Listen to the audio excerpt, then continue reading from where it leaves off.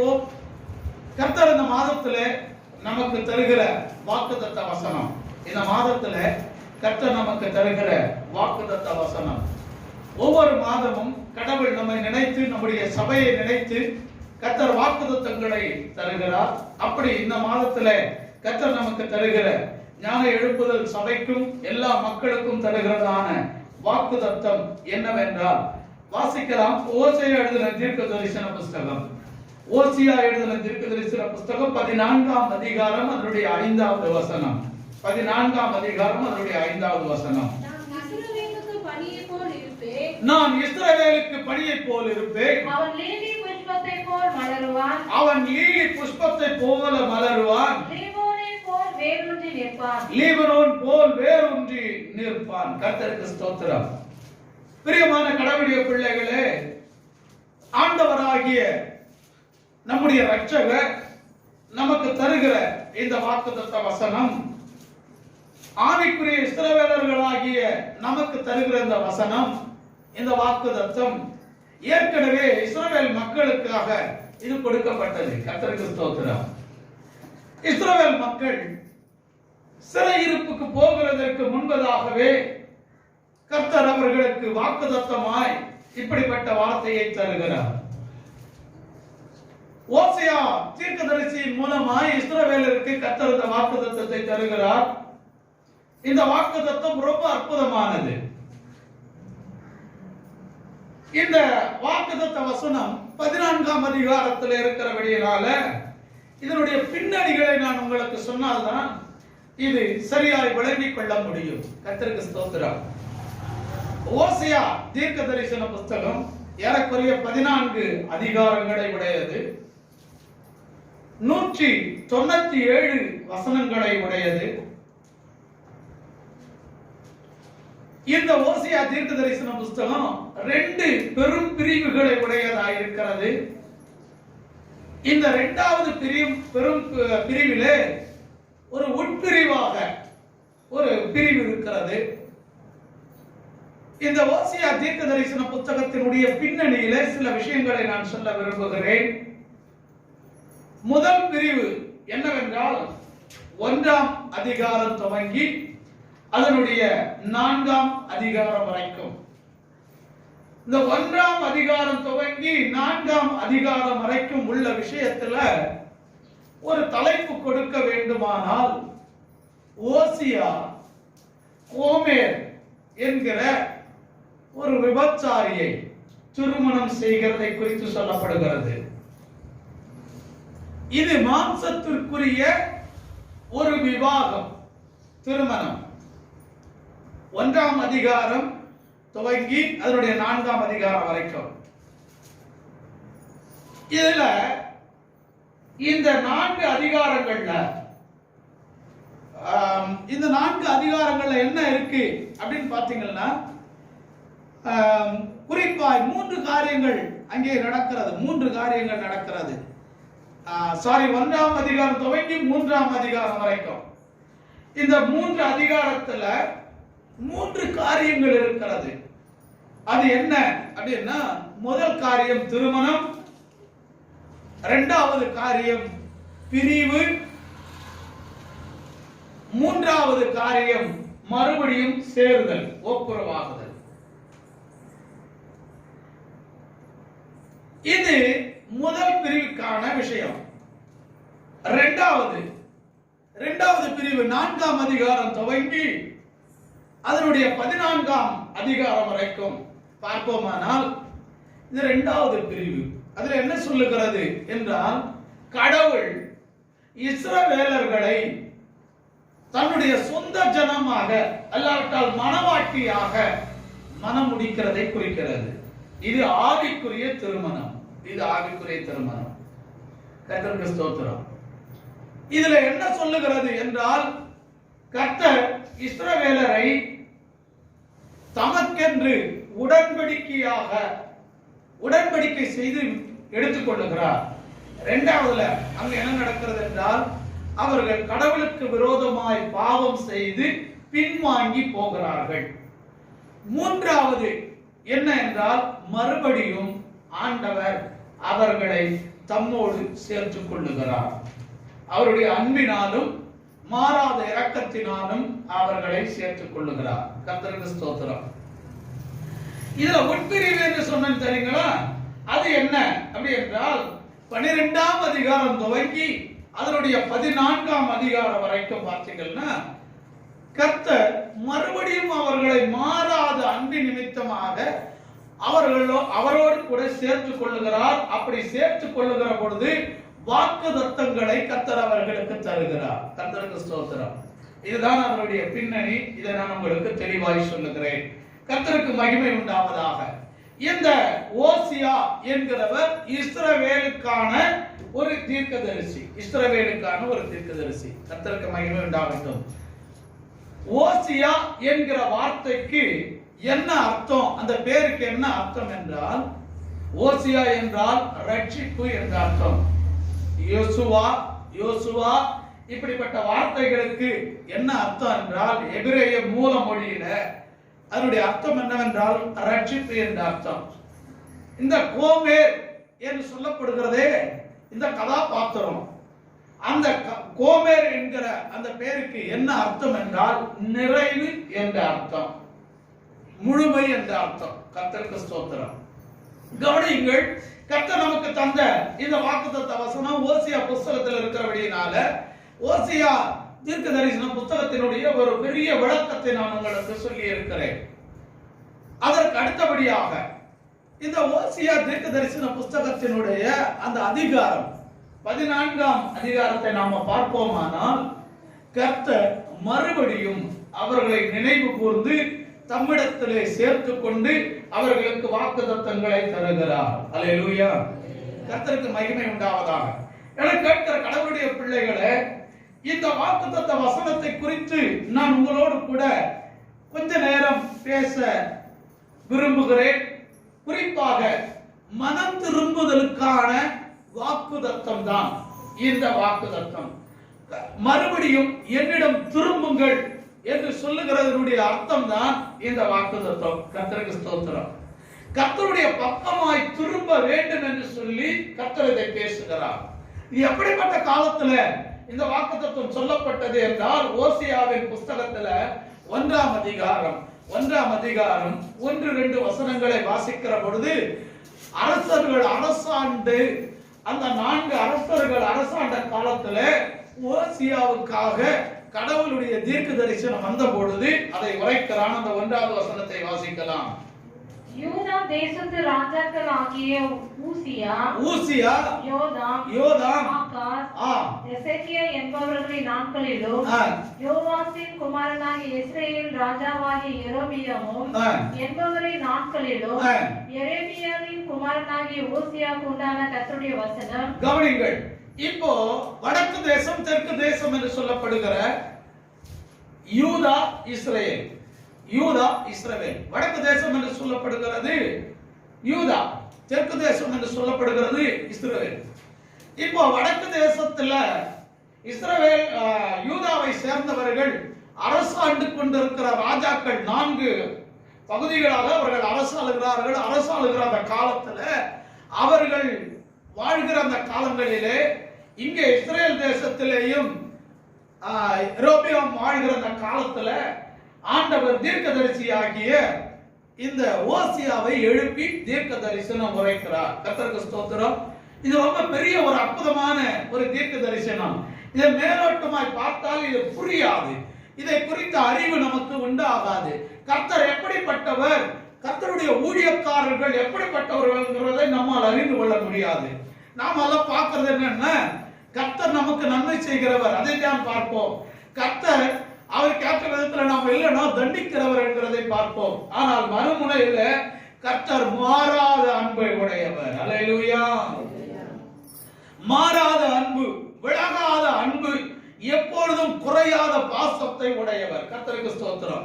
இப்ப நான் ஊழியக்காரரை பற்றி சொல்றேன். இந்த ஓசியா எப்படிப்பட்டவர் தெரியுங்களா?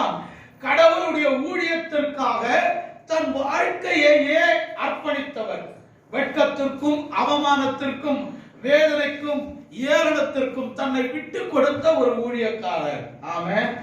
எப்படி என்றால், கர்த்தர் ஓசியாவை பார்த்து சொல்றாரு, நான் இஸ்ரவேல் ஜனங்களுக்கு உணர்த்துகிற வகையில, அவர்கள் அறிவடையும் வகையில, அவர்கள் மனம் திரும்பத்தக்கதாக, அவர்களுடைய வாழ்க்கையை அவர்களுக்கு காண்பிக்கும் பொருட்டாக நான் உனக்கு சொல்லுகிறதை நீ செய்ய என்று சொல்லுகிறார். ஆமென். அது என்ன அப்படி என்றால், கர்த்தர் ஓசியாவை பார்த்து விபச்சாரியான ஒரு சகோதரி, அவள் பேர் கோமே, அவளை விவாகம் பண்ணு என்று சொல்லுகிறார். ஆமென். இல்லையா சொல்லுவோமே. கல்யாணம் ஆகாத ஒரு சகோதரன், அவனை பார்த்து கடவுள் சொல்றாரு, நீ போய் ஒரு விபச்சாரி வேசியை விவாகம் பண்ணு, திருமணம் பண்ணாமல் பலரோடு உறவு வைத்துக் கொண்டிருக்கிற ஒருவரை விவாகம் பண்ணு அப்படின்னு சொன்னா யார் கீழ்ப்படிய முடியும்? யார் சகித்துக் கொள்ள முடியும்?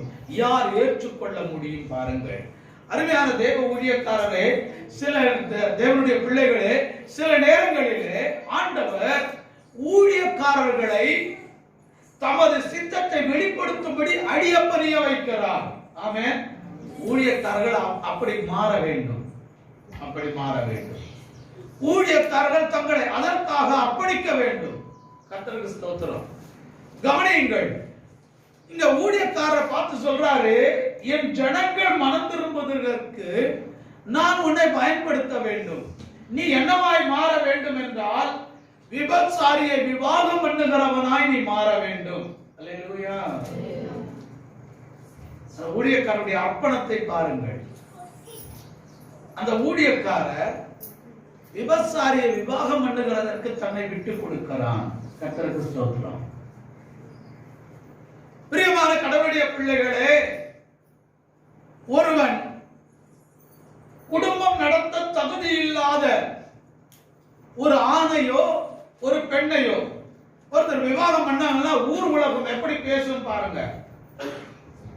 எவ்வளவாய் அவரை கேவலமாய் நினைப்பார்கள் என்று பாருங்கள். ஒண்ணுமில்ல, அழகா இருக்கிற ஒருவன், நல்ல கலரா அழகா இருக்கிற ஒருவன், நல்ல படித்த ஒருவன் அழகில்லாத படிக்காத ஒருவரை திருமணம் பண்ணிக்கொண்டால் உடனே சொல்லுவாங்க, பணத்துக்காக கல்யாணம் பண்ணிக்கிட்டான், சொத்துக்காக கல்யாணம் பண்ணிக்கிட்டான் அப்படின்னு சொல்லுவாங்க. உலகம் அப்படிப்பட்டது. ஆனால் கர்த்தர் தம்முடைய ஊழியக்காரனை பார்த்து சொல்லுகிறார், நீ இஸ்ரவேலுக்கு அடையாளமாக மாறப் போகிறாய். ஆமென். இஸ்ரவேலுக்கு உணர்த்துகிறவனாய் மாறப் போகிறாய். இஸ்ரவேலை மனம் திரும்ப பண்ணுகிறதற்கு காரணக்காரனாய் மாறப் போகிறாய். அதனால நீ இப்படி செய்ய என்று சொல்லுகிறார். நிறைய நேரங்களில் ஊழியக்காரர்கள் மக்கள் மனம் திரும்புகிறதற்காக சில அவமானங்களுக்கும், சில வெட்கத்திற்கும், சில வேதனைக்கும், சில வியாதிகளுக்கும் ஒப்பு கொடுக்கப்படுகிறார்கள். ஆமென். அல்லேலூயா. அடிக்கடி நான் சொல்லுவேன், ஊழியக்காரர்கள் விசுவாச மக்களுடைய சாபங்கள், பாவங்கள், வியாதிகள், அவமானங்கள், நிந்தைகள் இவைகள் எல்லாம் சுமக்கக்கூடியவர்கள் தான் ஊழியக்காரர்கள். ஆமென். எப்படி இயேசுவானவர் எல்லாருடைய பாவங்களையும் சுமந்தாரோ, சாபங்களை சுமந்தாரோ, வியாதியை சுமந்தாரோ, தரித்திரத்தை சுமந்தாரோ, பிசாசின் வல்லமைகளை எதிர்த்து நின்று ஜெயிக்கிறவராய் இருந்தாரோ, அப்படியே அவருடைய வேலைக்காரனாகிய ஊழியக்காரரும் இருக்கிறார்கள். ஆமென். அல்லேலூயா சொல்லுவோம். கர்த்தருக்கு மகிமை உண்டாகட்டும். என்னை கேட்கிற கடவுளுடைய பிள்ளைகளே, அப்படித்தான் இஸ்ரவேல் மனம் திரும்புகிறதற்கு அடையாளமாக ஓசியா மாற்றப்பட்டான், மாறி போனான். விபச்சாரி ஸ்திரியை விவாகம் பண்ணுகிறான். நடந்த சம்பவத்தை நான் உங்களுக்கு தெளிவாய் சொல்லட்டும். கடவுளுக்கு சுத்தமாக வருகிற நாட்களில அதை விரிவாக நான் சொல்லுகிறேன். கொஞ்சம் மாத்திரம் நான் உங்களோடு கூட பேசுகிறேன். விபச்சாரியான ஸ்திரியை விவாகம் பண்ணினான் உத்தமனான ஒருவன், பரிசுத்தமான ஒருவன் அசுத்தமானவளை விவாகம் பண்ணினான். அவளுக்கு 3 பிள்ளைகள் பிறந்தார்கள். 3 பிள்ளைகள் பிறக்கிறதற்குள்ள அவள் மறுபடியும் 3 பிள்ளைகள் பிறந்த பிற்பாடு மறுபடியும் தான் விட்டு போன, தான் விட்டு வந்த அந்த அசுத்தமான வாழ்க்கையை, விபச்சார வாழ்க்கையை மறுபடியும் தொடர ஆரம்பித்தார். கணவன் இல்லாத போது இருந்தது வேற விஷயம். ஆனால் கணவனாய் ஒருவன் தனக்கு வந்த பொழுது மறுபடியும் அப்படி போகிறார். ஒரு பெரிய பிரிவு வருகிறது. ஆண்டவரிடத்திலே முறையிடுகிறான் ஓசியா. ஆண்டவரே, இப்படி நடந்து விட்டதே என்று சொல்லி ஆண்டவர் திரும்ப அவனை பார்த்து சொல்லுகிறான். இரக்கமுள்ள ஆண்டவர் சொல்லுகிறார், மறுபடியும் நீ அவளை சேர்த்துக்கொள். ஆமென். மறுபடியும் அவளை சேர்த்துக்கொள். மறுபடியும் அந்த விபச்சாரம் செய்கிற ஓசியாவிடத்துல, கோமேரிடத்துல போகிறான். ஓசியா அவரிடத்துல கெஞ்சுகிறான், மறுபடியும் என்னோடு இணைந்து வாழ். நான் உன்னை எனக்கென்று உண்மையாய் நியமித்துக் கொண்டேன். ஆகையால் நீ ஒருவனையும் மறுபடியும் சேராமல், 3ஆம் அதிகாரத்தை படிச்சீங்களா? அது தெளிவா சேரும். நீ மறுபடியும் ஒருவனையும் சேராமல் எனக்கென்று உண்மையாய் வாழு என்று சொல்லி அவளிடத்திலே போய் பேசுகிறான். அவளிடத்திலே வருத்தி கேட்கிறான். மறுபடியும் என்னிடத்திலே வா என்று கூப்பிடுகிறான். மறுபடியும் சேர்ந்து வாழ்கிறார்கள். என கேட்கிற கடவுளுடைய பிள்ளைகளே, அவன் விவாகம் பண்ணும் பொழுது எல்லாம் தெரிந்துதான் அவளை விவாகம் பண்ணுகிறான். அவளுக்கு அவன் உண்மையா இருக்கிறான். ஆனால் அவளோ அவனுக்கு உண்மையா இல்லை. பிரிவு வந்து விடுகிறது. பிரிந்து போகிறாள். மறுபடியும் தன்னுடைய பாவ வாழ்க்கையை தொடர்கிறாள். ஆனாலும் உண்மையில இருந்தவன் மாறாத அன்பிலே இருந்தபடியினால மறுபடியும் அவளோடு கூட அந்த உண்மையான அன்பை வெளிப்படுத்தி தன்னோடு வாழும்படி கூப்பிடுகிறார். அப்படித்தான் அநேக நேரங்களிலே உண்மையாய் நேசிக்கிற கடவுளை விட்டு இஸ்ரவேல் மக்கள் தங்கள் பாவ வாழ்க்கைக்கு திரும்பி போனார்கள். பல வேதனையை, கஷ்டத்தை, துக்கத்தை அனுபவித்தார்கள். ஆனாலும் உண்மையான மாறாத அன்பிலே இருக்கிற ஆண்டவர் மறுபடியும் அவர்களை சேர்த்துக் கொள்ளுகிறார். ஆமென். அல்லேலூயா. இதுதான் ஓசியா புஸ்தகத்தினுடைய வரலாறு. கர்த்தருக்கு மகிமை உண்டாகட்டும். இந்த விஷயத்தை தான் ஆண்டவர் திரும்ப திரும்ப நம்மோடு கூட பேசிக் கொண்டிருக்கிறார். ஆவிக்குரிய இஸ்ரவேலர்களாகிய நாம இந்த கடைசி காலத்திலே நம்மை மயக்குகிற, நம்மை மோசம் போக்குகிற உலகத்தின் காரியங்களுக்காக ஆண்டவரை விட்டு விலகி போகிறோம். ஆனால் நாம் பாவிகளா இருக்கும் பொழுதே கிறிஸ்து இயேசு நம்மேல் வைத்த அன்பின் நிமித்தமாக நம்மை பரிசுத்தமான்களாக, பரிசுத்த வாட்டிகளாக மாற்றுகிறதற்காக தம்மை அழைத்தாரே, நம்மை அவரிடத்தில் சேர்த்துக் கொண்டாரே. அந்த அன்பின் நிமித்தமாக மறுபடியும் ஆண்டவர் நம்மிடத்தில் வந்து, என்னை விட்டு தூரம் போகாதே, மனம் திரும்பி என்னிடத்தில் திரும்பி வா என்று அழைக்கிறார். ஆமென். ஓசியா புஸ்தகத்தில் அழைக்கிற விதம் இருக்குது பாருங்க, ரொம்ப அற்புதமானது. கடந்த சில நாட்களாக நான் அதை தியானித்துக் கொண்டிருக்கிறேன். குறிப்பாக 14ஆம் அதிகாரம் 1வது வசனத்தை ஒருவர் வாசியுங்கள். 14ஆம் அதிகாரம் 1வது வசனம். இஸ்ரவேலே, உன் தேவனாகிய கர்த்தரிடத்திலே திரும்பு. நீ உன் அக்கிரமத்தினால் விழுந்தாய். நீ எதில விழுந்து போனாயா? அக்கிரமத்தினால் விழுந்து போனாய். ஆமென். இவங்க செய்யற பாவம், இவங்க செய்யற அநியாயம், இவங்க செய்கிற மீறுதல், தண்டனை வந்துட்டா, பின்னடைவு வந்துட்டா, தோல்வி வந்துட்டா, வியாதி வந்துட்டா, கர்த்தர் ஏன் இப்படி அனுமதித்தார் என்று கர்த்தரை குறை சொல்லுகிறார்கள். தான் செய்வதெல்லாம் உண்மை, நீதி, நியாயம் என்று மக்கள் நினைத்துக் கொண்டிருக்கிறார்கள். அதனால்தான் ஆண்டவரை குறித்த ஒரு முறுமுறுப்பு ஜனங்கள் மத்தியில் இருக்கிறது. அதனால ஆண்டவர் ரொம்ப தெளிவா பேசுறார். என்ன பேசுறார் என்றால், நீ உன் பாவத்தினாலே, உன் அக்கிரமத்தினாலே, உன் மீறுதலினாலே விழுந்தாய். ஆமென். மறுபடியும் ஆண்டவர் அவர்களை பார்த்து சொல்லுகிறார், என்னிடமாய் திரும்பு. நான் உண்மையான அன்புள்ள தேவனாய் இருக்கிறேன். ஆமென். எந்த காலத்தில் உன்னை கைவிடாத ஆண்டவராய் இருக்கிறேன். இஸ்ரவேலர் ஜனங்கள் என்ன செய்தார்கள்? பாவம் என்ன செய்தார்கள்? அநியாயம் என்றால் தன்னுடைய சொந்த கடவுளாகிய தங்களை தெரிந்து கொண்ட கடவுளாகிய தங்களை எகிப்து தேசத்துக்கு வரவழைத்து தங்களை பாதுகாத்த ஆண்டவராகிய தேவனை விட்டு விக்கிரகங்களுக்கு வணக்கம் செலுத்தினார்கள். ஆமென். விக்கிரகங்களை வணங்குகிறவர்களாய் மாறி போனார்கள். அதுதான் அது ஒப்பனையாக சொல்லப்படுகிறது.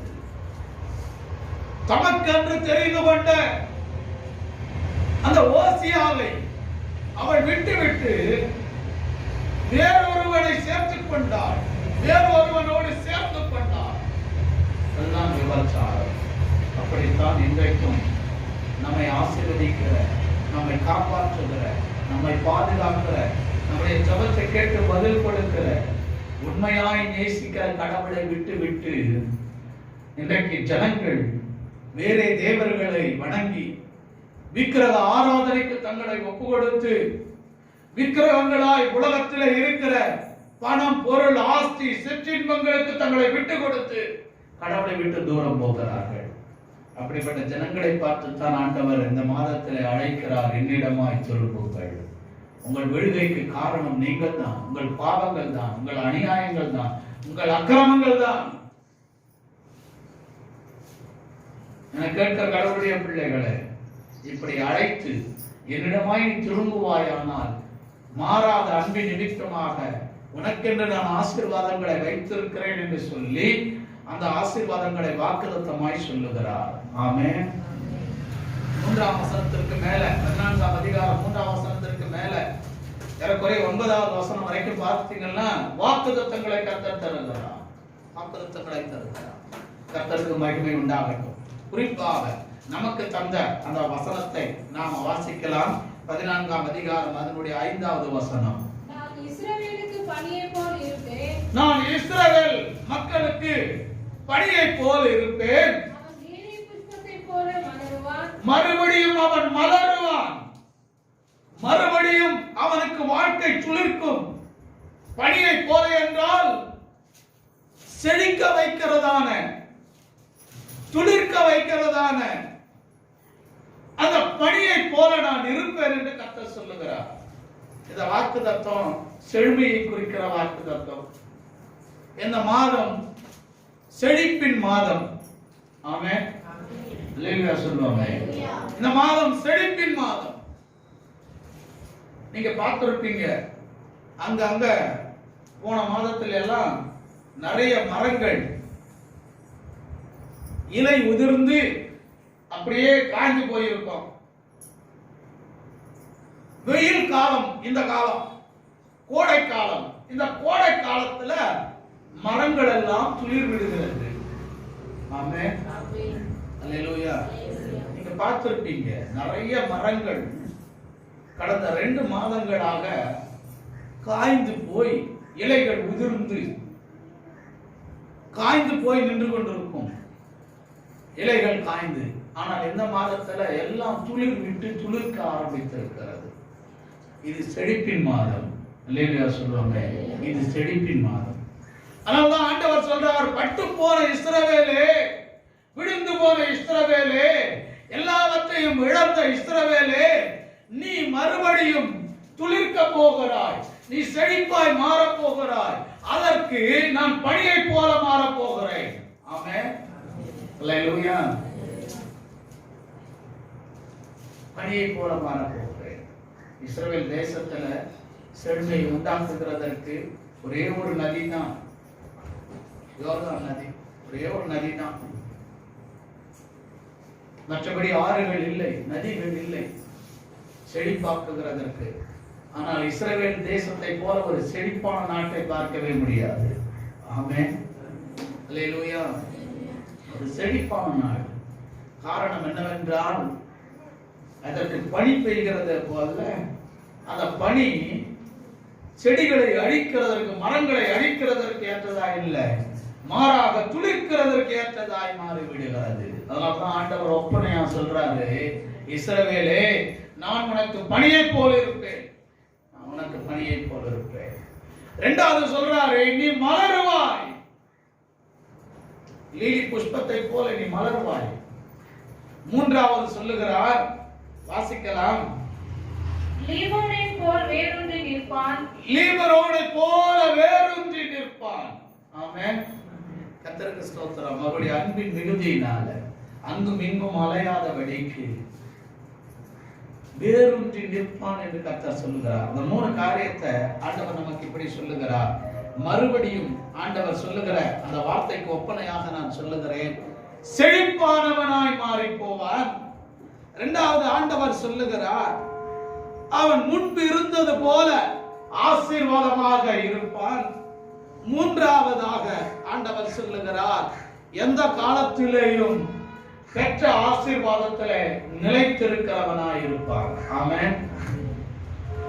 இந்த லீபனோன் என்கிறது ஒரு பள்ளத்தாக்கு. அந்த பள்ளத்தாக்கு எப்பொழுதும் செழுமையாகவே இருக்கும். அதற்கு காரணம் சுற்றி உள்ள மலைகளில் இருந்து பெய்கிற மழைகளும் அதன் மேல் பெய்கிற பனிகளும் அந்த பள்ளத்தாக்கை வந்து சேரும். பள்ளத்தாக்கை வந்து சேரும். அதனால லீபனோனின் பள்ளத்தாக்கு எப்பொழுதும் செழிப்பாகவே இருக்கும். அங்கு மலருகிற மலர்கள் மிகுந்த வாசனை உள்ளது. அந்த லீபனோன் பள்ளத்தாக்கு முழுவதும் ஒரு நல்ல வாசனை இருக்கும், நறுமணம் இருக்கும். அங்க வளருகிற மரங்கள் எப்படி இருக்கு தெரியுமா? மரங்கள் மலைகளுக்கு ஈடாக, பள்ளத்தாக்கிலிருந்து மேலே உள்ள மேடுகளுக்கு ஈடாக உயரமாய் வளரக்கூடியது. ஆமென். அதனால்தான் ஆண்டவர் ஒப்பனையாக அதை சொல்லுகிறார். தேவ ஜனமே, கடந்த மாதங்கள், கடந்த வருடங்கள்ல நீங்கள் ஒருவேளை பலதை இழந்து உங்கள் அக்கிரமத்தினால, பாவத்தினால, மீறுதலினால, கடவுளை தேடாமல் விட்டதினால, ஏதோ ஒரு காரியத்திற்கு முக்கியத்துவம் கொடுத்ததினால நீங்கள் பலதை இழந்திருக்கலாம். ஆண்டவர் சொல்றாரு, மறுபடியும் என்னோட பக்கமாய் திரும்பு. நீ இழந்ததற்கு நான் காரணம் அல்ல, நீயே காரணம். என் பக்கமாய் திரும்பு. நான் மறுபடியும் உனக்கு பனியை போல மாறி உன்னை துளிர்க்க பண்ணுவேன். நீ மலருவாய், ஆசீர்வாதத்திற்கு சொந்தமாய் மாறுவாய். நீ பெற்ற ஆசீர்வாதத்திலே நிலைத்திருப்பாய். ஆமென். வேர் ஊன்றி நிற்பான் என்று சொல்லுகிறார். அதற்கு ஆண்டவர் இந்த ரெண்டு விதமான ஆசீர்வாதங்களுக்கு, செழிப்பாய் மாறுகிறதற்கு ஆண்டவர் தன்னையே நமக்கு ஏற்றபடியே, நாம் வளருகிறதற்கு ஏற்றபடியே, அல்லாவிட்டால் நாம் ஆசீர்வாதமாய் மாறுகிறதற்கு ஏற்றபடியே ஆண்டவர் தன்னை மாற்றிக் கொள்ளுவாராம். ஆமென். என கேட்கிற கடவுளுடைய பிள்ளைகளே, இந்த மாதத்தில் ஆண்டவர் நம்மை பார்த்து சொல்லுகிறார், நீ செழிக்க போகிறாய். ஆமென். நீ பசுமையாய் மாறப் போகிறாய். நீ ஆசீர்வாதமாய் இருக்க போகிறாய் என்று ஆண்டவர் திருவிழம் பெற்றுகிறார். என கேட்கிற கடவுளுடைய பிள்ளைகளே, நீங்கள் எப்பொழுதும் ஆசீர்வாதமாய் இருக்கத்தக்கதாக ஆண்டவருடைய பக்கமாய் திரும்புங்கள். கடவுள் உங்களை ஆசீர்வதிப்பார். ஆமென்.